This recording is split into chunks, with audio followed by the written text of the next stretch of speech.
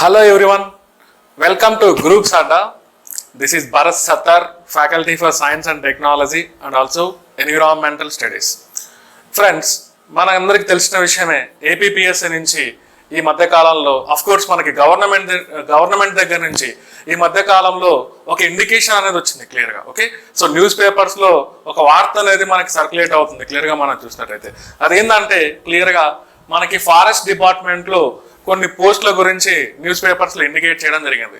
ఇక్కడ చూడండి, అటవీ శాఖలో 689 పోస్టుల భర్తీకి గ్రీన్ సిగ్నల్. అది క్లియర్గా ఏపీపీఎస్సీ ద్వారా ఆ ఎగ్జామినేషన్స్ అనేది కండక్ట్ చేస్తున్నట్లు క్లియర్గా మనకి న్యూస్ పేపర్స్లో వస్తున్నాయి. సో అఫ్ కోర్స్ దీని గురించి ఎప్పటి నుంచో కూడా మనకి న్యూస్ పేపర్స్లో వస్తూనే ఉన్నాయి. అతి త్వరలోనే అంటే ఇండైరెక్ట్గా మనకు ఒక 1 వీక్లో వీటికి సంబంధించినటువంటి నోటిఫికేషన్ అనేది రానుందనేది మనకు అందినటువంటి సమాచారం.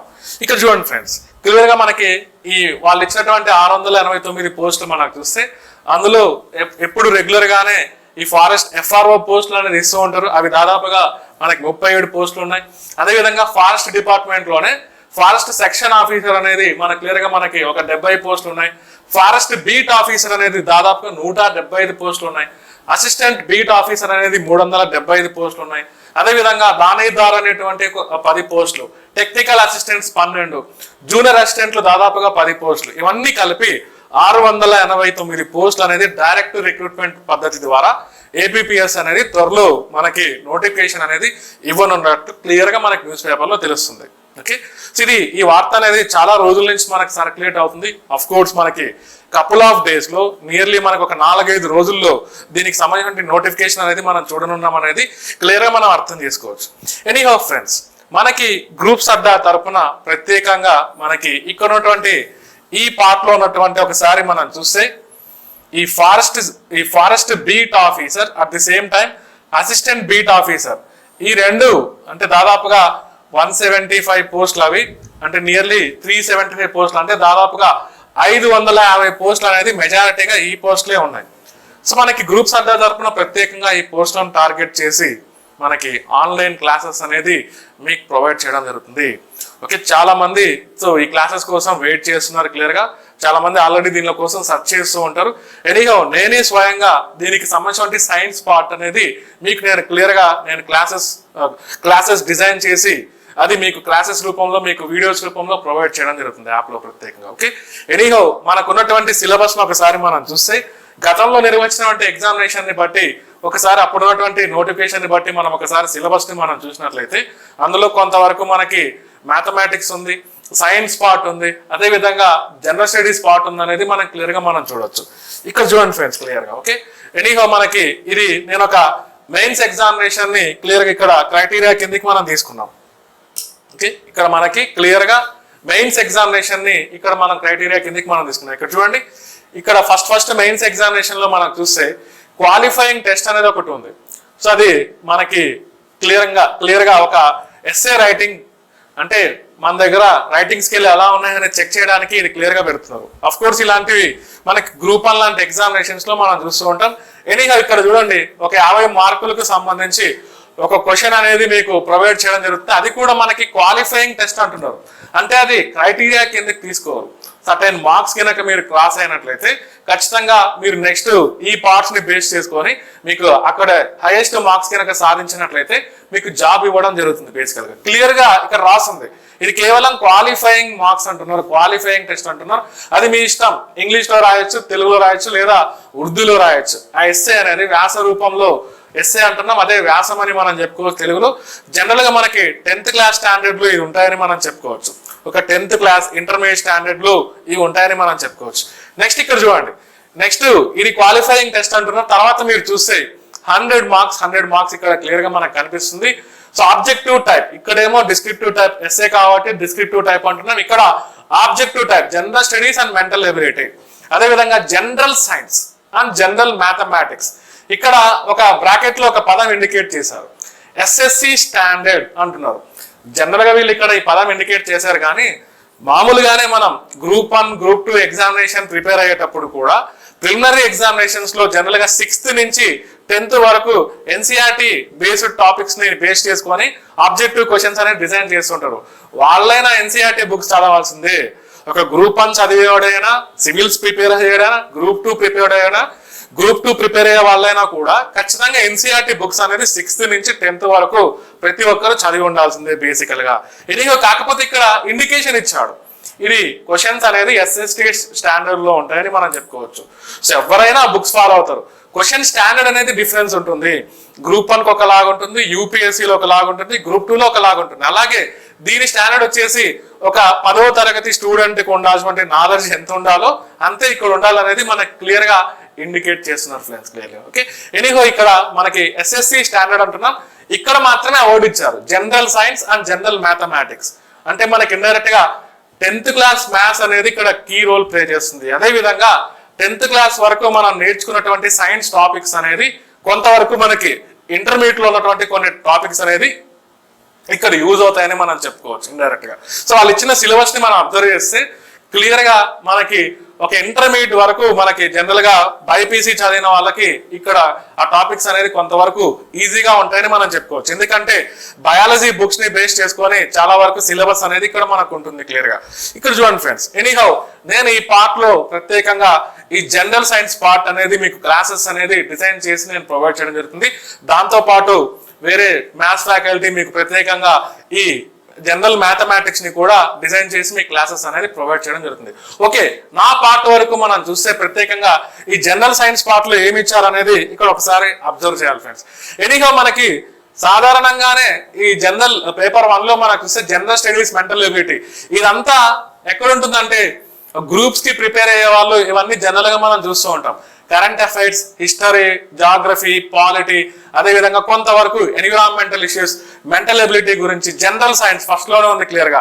అదేవిధంగా డిజాస్టర్ మేనేజ్మెంట్ ఇదంతా జనరల్ గా గ్రూప్స్ కి ప్రిపేర్ అయ్యే వాళ్ళు లేదా ఎస్ఐ ఎగ్జామినేషన్ కోసం లేదా కానిస్టేబుల్ ఎగ్జామినేషన్ కోసం ఇలా సెంట్రల్ గవర్నమెంట్ ఎగ్జామినేషన్ ప్రిపేర్ అయ్యే వాళ్ళు ఈ పార్ట్ పైన ఎలాగో వాళ్ళకి అవగాహన ఉంటుంది బేసిక్గా. ఓకే, సో ఇది ప్రత్యేకంగా ఎవరైతే ఇలా ఫారెస్ట్ డిపార్ట్మెంట్ కోసం ఎవరైతే ప్రిపేర్ అవ్వాలనుకుంటున్నారో వీటిపైన కూడా మీరు కాన్సన్ట్రేషన్ చేయాల్సిన అవసరం ఉంది.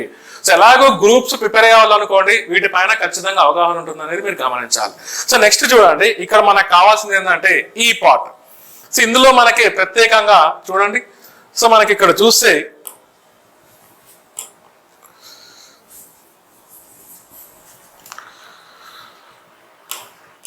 ఓకే ఇక్కడ 8 యూనిట్స్ అనేది మనకి క్లియర్ గా డివైడ్ చేస్తుంది. సో క్లియర్ గా సిలబస్ అనేది సైన్స్ లో మనకు చూస్తే 8 యూనిట్స్ క్లియర్ గా మనకు కనిపిస్తుంది. ఇందులో మనకి ఒక్కొక్క యూనిట్ ని మనం చూస్తే ప్రత్యేకంగా మనకి ఇక్కడ చూడండి, ఫస్ట్ మనకి ఎనర్జీ సోర్స్ అని ఉంది క్లియర్ గా. ఓకే, సోర్స్ ఆఫ్ ఎనర్జీ, శక్తి వనరుల గురించి ఇండైరెక్ట్ గా మనల్ని చదవమంటున్నారు క్లియర్ గా. ఈ సిలబస్ లో మనకు చూస్తే పునరుత్పాదకం చెందేటువంటి శక్తి వనరులు, పునరుత్పాదకం చెందనటువంటి శక్తి వనరులు, ఇండైరెక్ట్ గా మనకు దొరికేటువంటి సహజ వనరుల్లో మనం చూస్తే 2 రకాల శక్తి వనరులు మనం చూడొచ్చు. So renewable energy resources, for example మనం నేచర్ లో చూసేటువంటి ఒక సోలార్ ఎనర్జీ అనుకోవచ్చు, విండ్ ఎనర్జీ అనుకోవచ్చు, అదే విధంగా హైడ్రో ఎనర్జీ అనుకోవచ్చు, బయోమాస్ ఎనర్జీ అనుకోవచ్చు, జియోథర్మల్ ఎనర్జీ అనుకోవచ్చు. ఇవన్నీ renewable energy source of energy అని మనం చెప్పుకోవచ్చు. వాటి గురించి చదవమంటున్నారు ఇండైరెక్ట్ గా మనకు చూస్తే. అంతేకాకుండా ఫ్యూయల్స్, ఇంధనాల గురించి కూడా ప్రత్యేకంగా ఇంధనాల పైన కాన్సన్ట్రేషన్ చేయమంటున్నారు. సో జనరల్ గా ఇది ఎన్సీఆర్టీ 10th క్లాస్ బుక్స్ వరకు ఇవన్నీ మనం చూస్తూ ఉంటాం. ఓకే, 6th నుంచి 10th వరకు ఈ ఏరియాస్ అనేది మనకి అక్కడక్కడ టచ్ అవుతూ ఉంటాయి క్లియర్ గా మనం చూసినట్లయితే. ఇక్కడ ఇంధనాలు అంటున్నాం, ఫ్యూయల్స్, మనం డైలీ లైఫ్ లో ఉపయోగించేటువంటి ఒక పెట్రోల్ కానీ, డీజిల్ కానీ, కిరోసిన్ కానీ, కోల్ కానీ, వుడ్ కానీ, కౌడంగ్ కేక్ ఇలాంటివన్నీ మనం ఇంధనాల కిందికి మనం కన్సిడర్ చేసుకోవచ్చు. సో ఇంధనాల్లో ఏది బెటర్ గా ఉంటుంది, వాటి కెలోరిఫిక్ విలువలు ఎలా ఉంటాయి, వాటి కెలోరిఫిక్ విలువల ఆధారంగా వాటిని ఎలా కేటగరైజ్ చేయొచ్చు, అదంతా ఇండైరెక్ట్ గా ఈ పార్ట్ లో మనల్ని చదవమంటున్నారు. ఓకే, ఇక్కడ నాన్ రిన్యూవబుల్ ఎనర్జీ రిసోర్సెస్, పునరుత్పాదకం చెందనటువంటి శక్తి వనరులు కూడా ఉన్నాయి. పునరుత్పాదకం చెందేటువంటి శక్తి వనరులే కాదు, పునరుత్పాదకం చెందనటువంటివి కూడా ఉన్నాయి. ఇందులో శిలాజ ఇంధనాల గురించి మనం స్టడీ చేయమన్నారు. శిలాజ ఇంధనాల్లో బొగ్గు అనేది ఉంది, క్రూడ్ ఆయిల్, ముడి చమురు అనేది ఉంది, న్యాచురల్ గ్యాస్, సహజ వాయువు అనేది ఉంది క్లియర్ గా. వాటి గురించి మనల్ని స్టడీ చేయమంటున్నారు ఇండైరెక్ట్ గా. ఓకే, ఈ పార్ట్ మనకి ఇండైరెక్ట్ గా ఈ సోర్స్ ఆఫ్ ఎనర్జీ అని పేరు పెట్టారు. శక్తికి సంబంధించినటువంటి వనరుల గురించి, శక్తికి సంబంధించినటువంటి ఆధారాలు వనరుల గురించి స్టడీ చేయమంటున్నారు ఇండైరెక్ట్ గా. సో ఇదంతా ఒక యూనిట్ కిందకి మనం చెప్పుకోవచ్చు. చాలా ఈజీగా ఒక ఆర్గనైజ్డ్ గా దాన్ని మనం స్టడీ చేస్తే అందులో ఏ క్వశ్చన్ ఇచ్చినా కూడా మనం ఆన్సర్ కరెక్ట్ పెట్టేదానికి స్కోప్ ఉంది. సో నా రెగ్యులర్ క్లాసెస్ భాగంలో ఖచ్చితంగా నేను వీటి గురించి నేను డీటెయిల్ గా మీకు ఎంత వరకు అవసరమో అవన్నీ నేను డిస్కస్ చేయడం జరుగుతుంది. ఓకే, ఫస్ట్ యూనిట్ కి సంబంధించి అది. సో నెక్స్ట్ తర్వాత నుంచి చూడండి, మొత్తం మీద మీకు దాదాపుగా మీకు ఒక 3 యూనిట్లు మొత్తం మీద ఇదంతా బయాలజీతో సంబంధం ఉన్నటువంటి ఏరియాస్ కిందకి మనం అర్థం చేసుకోవచ్చు. సో దాదాపుగా 3 యూనిట్స్ అంటున్నాం. లివింగ్ వరల్డ్ అంటున్నాం క్లియర్ గా. ఫస్ట్ చూడండి, ఓకే, ప్రపంచం, ఒక సజీవ ప్రపంచం, అందులో లైఫ్ ప్రాసెసెస్ అంటున్నారు, జీవ ప్రక్రియల గురించి నేర్చుకోమంటున్నారు ప్రత్యేకంగా. అందులో ఏమి ఇచ్చారు, ఓకే, పోషణ, న్యూట్రిషన్ గురించి, మోడ్స్ ఆఫ్ న్యూట్రిషన్, అదే విధంగా మనకి మొక్కల్లో జరిగేటువంటి కిరణజన్య సంయోగ క్రియ. సో కిరణజన్య సంయోగ క్రియలో ఇన్ఫ్లుయెన్స్ అయ్యేటువంటి ఫ్యాక్టర్స్ ఏంటి, వాటి గురించి స్టడీ చేయమన్నారు. అదే విధంగా మానవుడి యొక్క డైజెస్టివ్ సిస్టమ్, జీర్ణ వ్యవస్థ గురించి, రెస్పిరేషన్, మానవుడి యొక్క రెస్పిరేటరీ సిస్టమ్ గురించి, దాంతో పాటు ప్రత్యేకంగా ఇక్కడ చూడండి మనకి ఇక్కడ ఎర్త్వామ్ గురించి, ఫిషెస్ గురించి, గ్రాస్ హోపర్ గురించి, అంటే మనుషుల గురించి, మన యొక్క హ్యూమన్ అనాటమీ అండ్ ఫిజియాలజీ, మానవుడి శరీర ధర్మశాస్త్రం నేర్చుకుంటూనే వీటి పైన కూడా కాన్సన్ట్రేషన్ చేయమన్నారు. ఓకే, అవి మనకి బయాలజీ బుక్స్ లో మనకు క్లియర్ గా ఉంటాయి.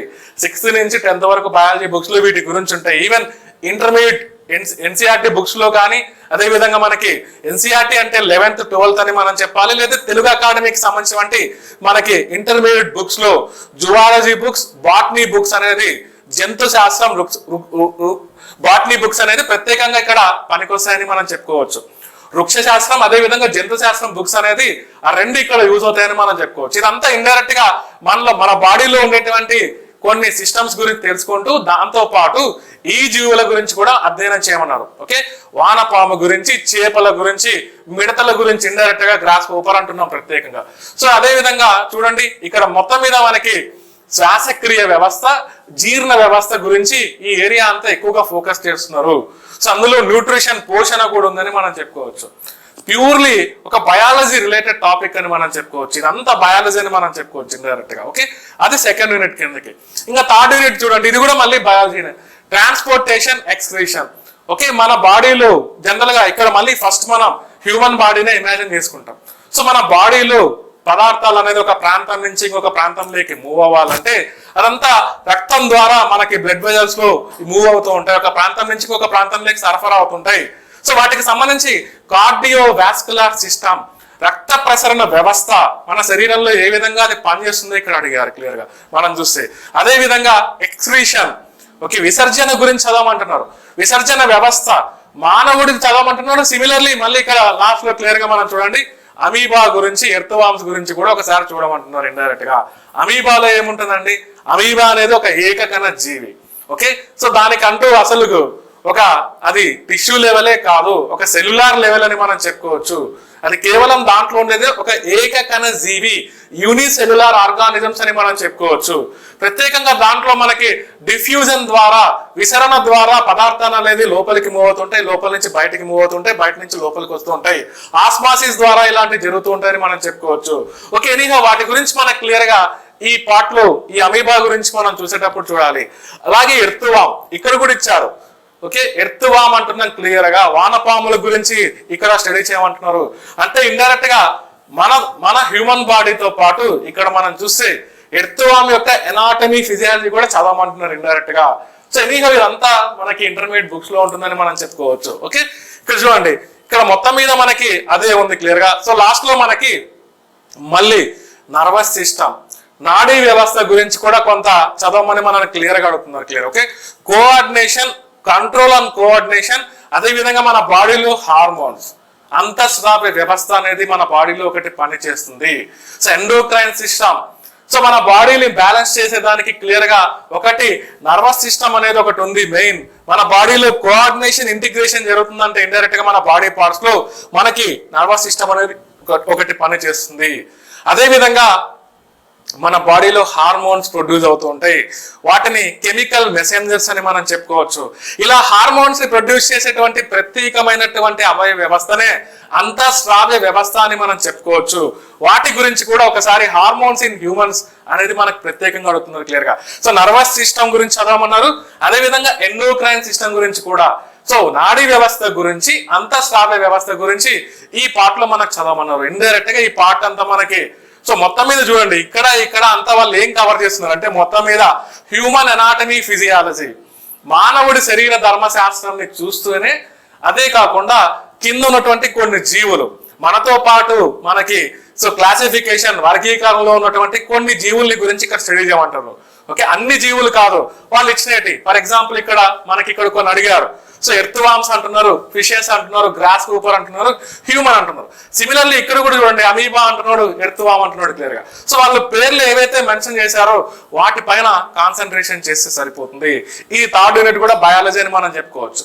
ఇంకా fourth unit so reproduction, okay, పునరుత్పత్తి, గ్రోత్, పెరుగుదల, హెరిడిటీ, అనువంశధారికత, ఎవల్యూషన్, పరిణామ క్రమం గురించి మనం స్టడీ చేయమంటున్నారు. రిప్రొడక్షన్ అండ్ గ్రోత్ అంటున్నారు. టైప్స్ ఆఫ్ రిప్రొడక్షన్, ఓకే, పునరుత్పాదకత అనేది, ప్రత్యుత్పత్తి అనేది ఎన్ని రకాలుగా ఉంటుంది. Okay, asexual reproduction, sexual reproduction అని మనం చెప్తూ ఉంటాం. సో అలైంగిక ప్రత్యుత్పత్తి, లైంగిక ప్రత్యుత్పత్తి, ఈ రెండు ఎన్ని పద్ధతుల ద్వారా జరుగుతుంటుంది అనేది మనకి హెడ్డింగ్ ద్వారా మనకు తెలుస్తుంది క్లియర్. ఇక్కడ చూడండి. సో అఫ్ కోర్స్ వాళ్ళు స్టార్టింగ్ లోనే ఇచ్చారు ఎసెక్సువల్, అలైంగిక పద్ధతులు అంటున్నాం. అందులో ఫిషన్ బడ్డింగ్ అంటున్నారు క్లియర్ గా, బైనరీ ఫిషన్.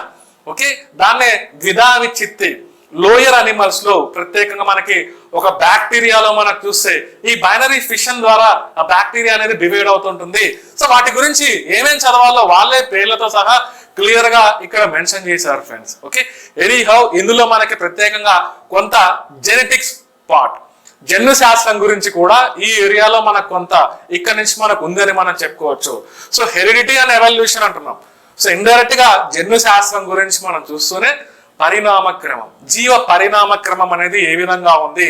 సో వీటి గురించి మనల్ని ఎలిమెంటరీ నాలెడ్జ్ ఆఫ్ ఎవల్యూషన్ అంటే ఒక బేసిక్ నాలెడ్జ్. 10వ తరగతి వాళ్ళు అదే అడుగుతున్నారు.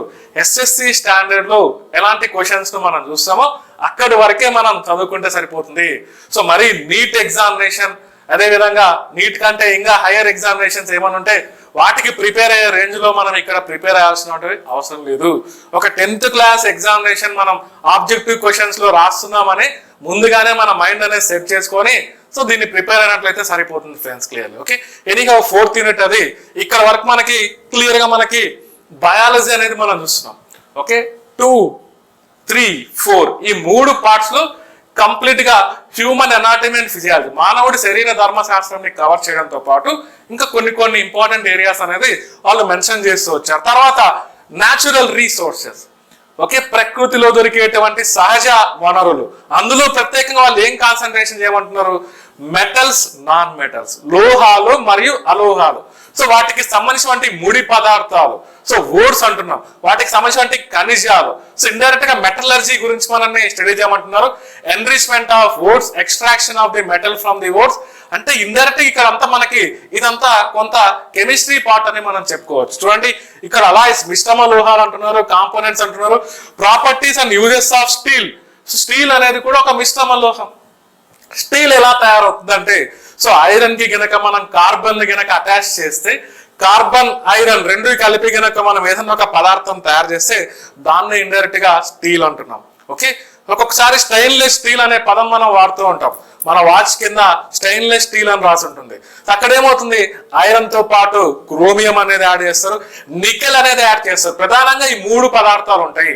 సో కార్బన్ అనేది చాలా తక్కువ కంటెంట్ ఉంటుంది స్టెయిన్లెస్ స్టీల్ లో. మనకి ఇక్కడ స్టీల్ గురించి చదవమంటున్నారు క్లియర్ గా. చూడండి, తర్వాత మళ్ళీ స్టెయిన్లెస్ స్టీల్ అంటున్నారు, బ్రాస్ అంటున్నారు, మ్యాగ్నాలియం అంటున్నారు, అలాయ్స్ ఆఫ్ గోల్డ్ అంటున్నారు.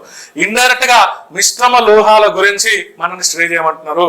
సో మనకి ఇండైరెక్ట్ గా ఇక్కడ ఏమవుతుందంటే ఒకసారి మనం కెమిస్ట్రీలో మళ్ళీ ఒకసారి పీరియాడిక్ టేబుల్ ని, ఆవర్తన పట్టికను, మోడర్న్ పీరియాడ్ నవీన ఆవర్తన పట్టికను ఒకసారి మనం ఎగ్జామిన్ చేస్తూ అందులో మెటల్స్ ఏమున్నాయి, అందులో నాన్ మెటల్స్ ఏమున్నాయి, మెటలాయిడ్స్ ఏమున్నాయి, వీళ్ళు అడిగిన దానిపైన మనం కాన్సన్ట్రేషన్ చేయాల్సిన అవసరం ఉంది.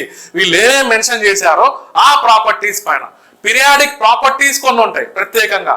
సో మనకి అటామిక్ స్ట్రక్చర్ పరమాణు నిర్మాణం గురించి చదివేటప్పుడు అందులో కొన్ని పీరియాడిక్ ప్రాపర్టీస్ అనేది మనం చూస్తూ ఉంటాం. For example electro negativity, electro positivity, ionisation potential, atomic radius, అలాంటి ప్రాపర్టీస్ ని తెలుసుకుంటూనే అదే విధంగా వీళ్ళు ఇచ్చినటువంటి వాటిపైన కాన్సన్ట్రేషన్ చేయాలి.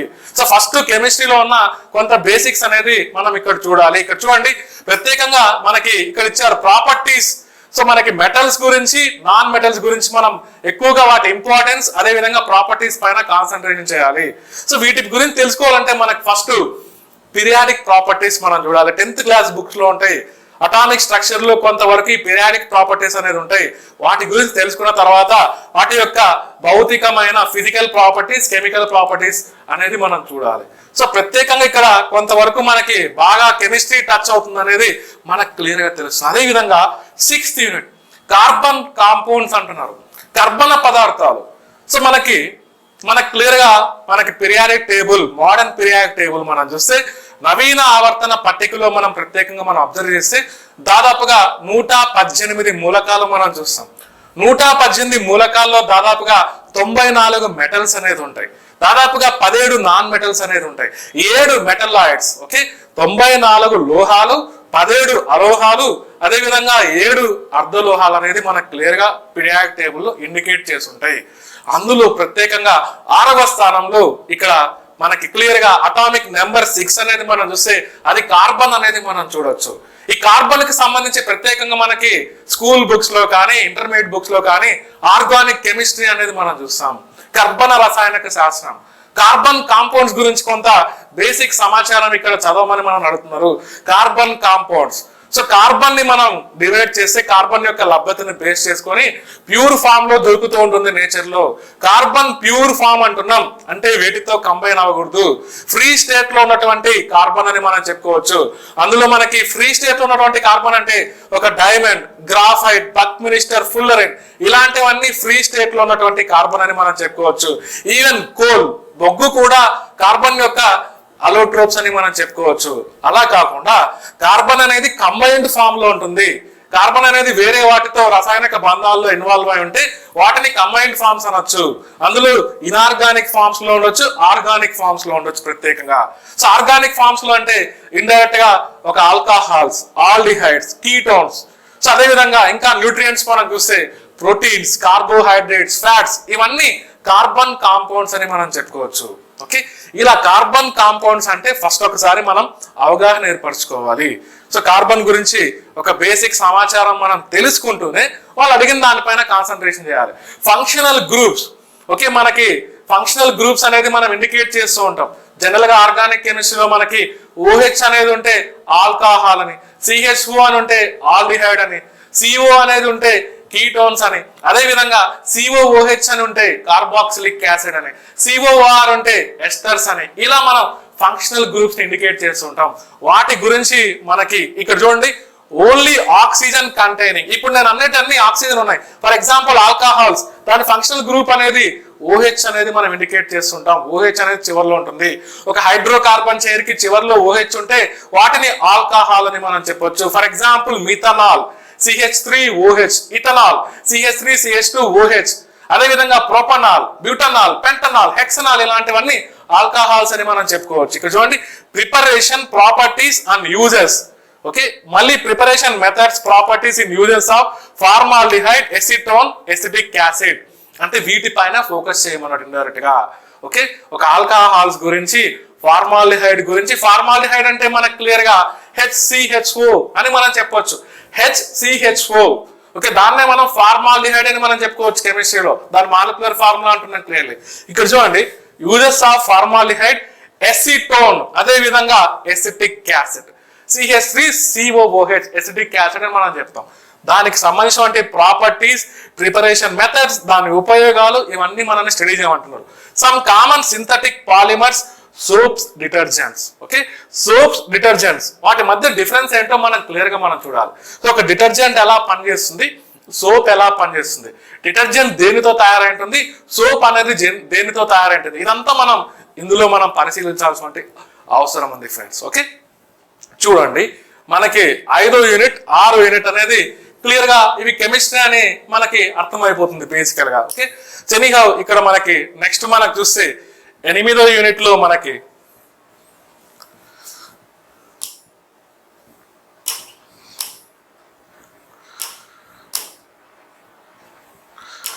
ఇక్కడ నుంచి మనకి ఎన్విరాన్మెంట్ అనేది 7th యూనిట్ లో మనకి ఎన్విరాన్మెంట్ అనేది కలుస్తుంది క్లియర్ గా. ఓకే, సో మనకి మేజర్ గా ఎన్విరాన్మెంటల్ ప్రాబ్లమ్స్ మీద ఫోకస్ చేశారు.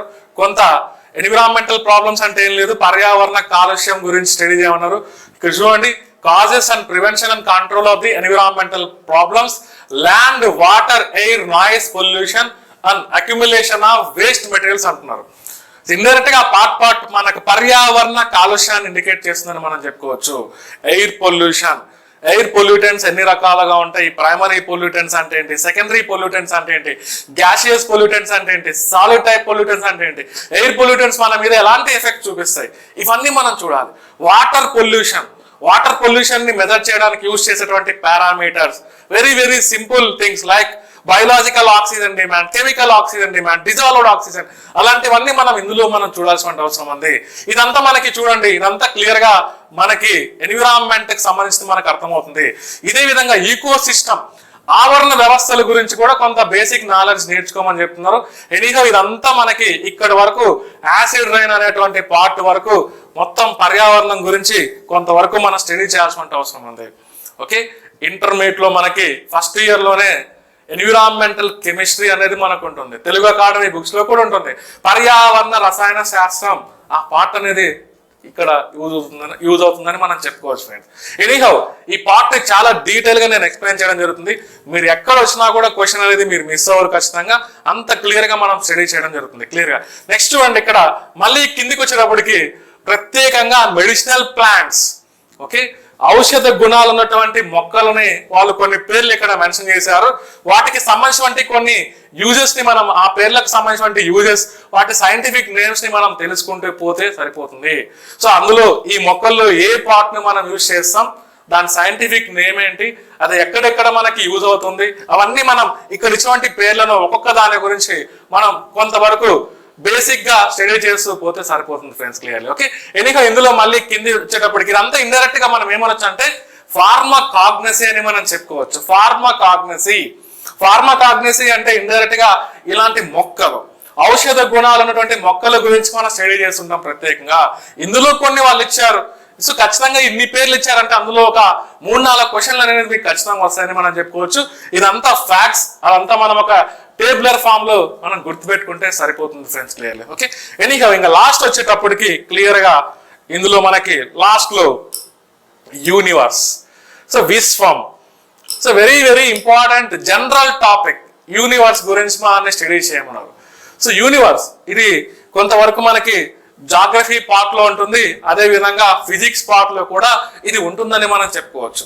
ఓకే, ఒక్కసారి మనం విశ్వం గురించి మనం మాట్లాడుకుంటే దాదాపుగా యూనివర్స్ ఫామ్ అయ్యి బిగ్ బ్యాంగ్ థియరీ ప్రకారం మనం చూస్తే 13.8 బిలియన్ ఇయర్స్ అవుతుందని మనం చెప్పుకోవచ్చు. ఓకే, 13.8 బిలియన్ ఇయర్స్ అంటున్నాం, కొన్ని లక్షల కోట్ల సంవత్సరాల కిందట క్లియర్ బిలియన్ ఇయర్స్ అంటున్నాం.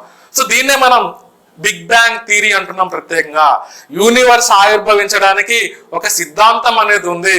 ఆ సిద్ధాంతం ప్రకారం యూనివర్స్ అనేది ఎప్పుడు ఫామ్ అయిందంటే 13.8 బిలియన్ ఇయర్స్ బ్యాక్ అంటున్నాం. ఇలా యూనివర్స్ అనేది ఫామ్ అవుతానే యూనివర్స్ లో అనేక గెలాక్సీలు అనేది డెవలప్ అవుతూ వచ్చాయి. గెలాక్సీస్ అంటున్నాం, దాదాపుగా ఇప్పటి వరకు రఫ్ గా ఎస్టిమేషన్ వేస్తే 200 బిలియన్ గెలాక్సీస్ అనేది ఉన్నాయి. 200 బిలియన్ గెలాక్సీస్ రఫ్ గా మనం చూస్తే యూనివర్స్ మొత్తం మీద. ఓకే, ప్రతి గెలాక్సీలో మళ్ళీ మిలియన్స్ ఆఫ్ స్టార్స్ అనేది ఉంటాయి. సో ప్రతి గెలాక్సీ అంటున్నాం, ప్రతి గెలాక్సీలో మిలియన్స్ ఆఫ్ స్టార్స్, అనేక నక్షత్రాలు, మిలియన్స్ ఆఫ్ నక్షత్రాలు అనేది ఉన్నాయి క్లియర్ గా. ఓకే, మనం ఉండేటువంటి గెలాక్సీని ఓకే మిల్కీ వే గెలాక్సీ అంటున్నాం.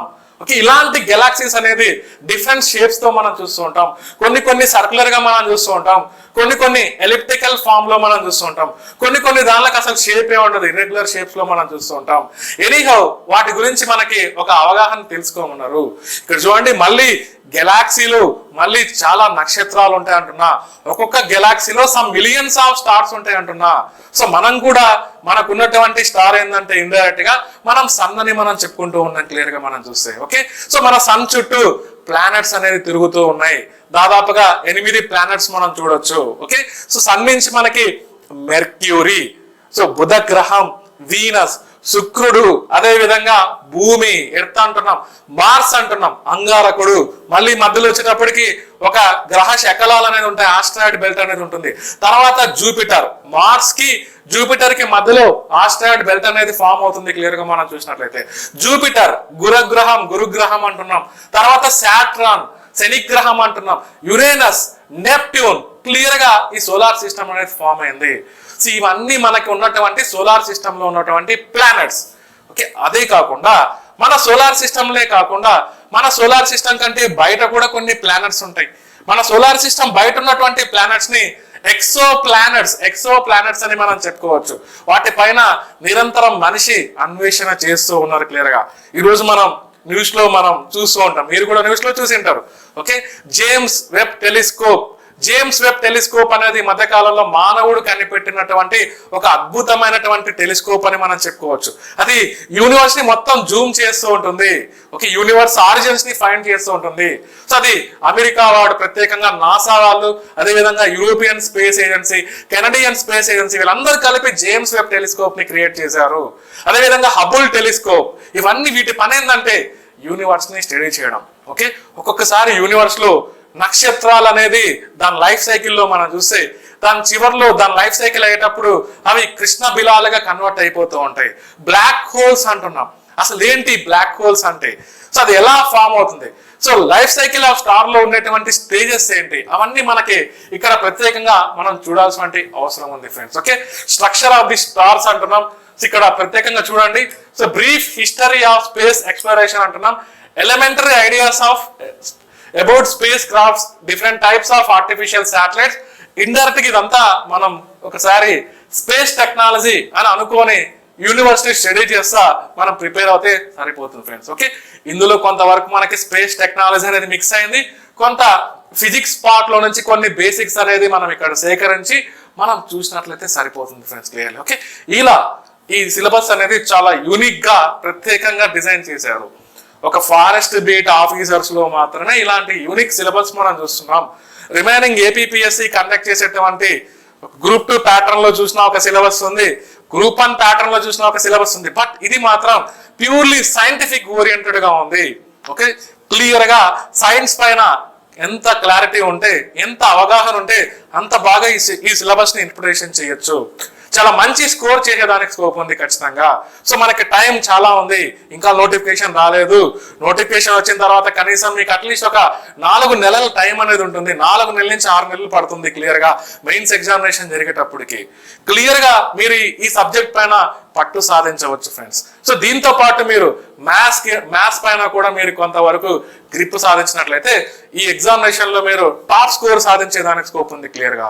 సో నా వరకు నేను ఈ 8 యూనిట్లు అనేది మీకు డీటెయిల్ గా నేను మీకు ఎంత వరకు అవసరమో ఆ 8 యూనిట్లు అనేది నేను డీటెయిల్ గా క్లాసెస్ రూపంలో మీకు ప్రొవైడ్ చేయడం జరుగుతుంది ఫ్రెండ్స్. ఓకే, త్వరలోనే మీకు గ్రూప్స్ అడ్డా ఆన్లైన్ ప్లాట్ఫామ్ పైన సో నా తరపున ఈ క్లాసెస్, జనరల్ సైన్స్ క్లాసెస్ అనేది ఒక్కొక్క యూనిట్ ని నేను సిగ్రిగేట్ చేస్తూ అందులో ఉన్నటువంటి ప్రతి వర్డ్ ని నేను క్లియర్ గా మీనింగ్ఫుల్ గా దానికి సంబంధించిన క్లాసెస్ అనేది మీకు ప్రొవైడ్ చేయడం జరుగుతుంది ఫ్రెండ్స్. ఇది ఎందుకు ఇదంతా మనం చేస్తున్నాం అంటే మనకి త్వరలో విత్ ఇన్ షార్ట్ పీరియడ్ లో విత్ ఇన్ డేస్ లో నోటిఫికేషన్ రాబోతుంది కాబట్టి చాలా మంది దీనికోసం ప్రిపేర్ అయ్యే వాళ్ళు ఉన్నారు కాబట్టి వాళ్ళని ఉద్దేశించి గ్రూప్స్ అడ్డా అనేది ప్రత్యేకంగా మీకు ఆన్లైన్ ప్లాట్ఫామ్ పైన వీడియోస్ అనేది మీకు హై క్వాలిటీ వీడియోస్ అనేది మీకు ప్రొవైడ్ చేయడం జరుగుతుంది. సో నా వీడియోస్ ఓన్లీ గ్రూప్స్ అడ్డాలోనే మాత్రమే ఉంటాయి, మిగిలిన ఎక్కడే కానీ నేను చెయ్యను బేసికల్ గా. సో అఫ్ కోర్స్ నేను జనరల్ గా ఈ కోర్స్కి అయితే నేను ఆ వీడియోస్ చేయను, కానీ నాకెందుకు ఈ సిలబస్ చాలా బాగా నచ్చింది, దీనికి క్లాసెస్ చెప్పడానికి నేను కూడా ఇంట్రెస్ట్ చూపిస్తున్నాను. నేను యాక్చువల్గా నా క్లాసెస్ మీరు చూస్తే నేను ఎక్కువగా గ్రూప్ 1, గ్రూప్ 2 స్థాయిలో నేను క్లాసెస్ చెప్తూ ఉంటా. బట్ ఈ సిలబస్ అనేది చాలా ఇంట్రెస్టింగ్ ఉంది, ఖచ్చితంగా ప్రతి ఒక్కరు నేర్చుకోవాల్సిన సిలబస్. సో సో చెప్పేదానికి కూడా చాలా ఇంట్రెస్టింగ్ ఉంటుంది కాబట్టి నేను ప్రత్యేకంగా ఈ సిలబస్ను ఉద్దేశించి నేను క్లాసెస్ అనేది డిజైన్ చేసి మీకు ప్రొవైడ్ చేయడం జరుగుతుంది. ఎక్స్క్లూజివ్గా గ్రూప్స్ అడ్డా ప్లాట్ఫామ్ పైన మాత్రమే నా క్లాసెస్ అనేది అవైలబుల్గా ఉంటాయి friends. That's all for this session. Thank you.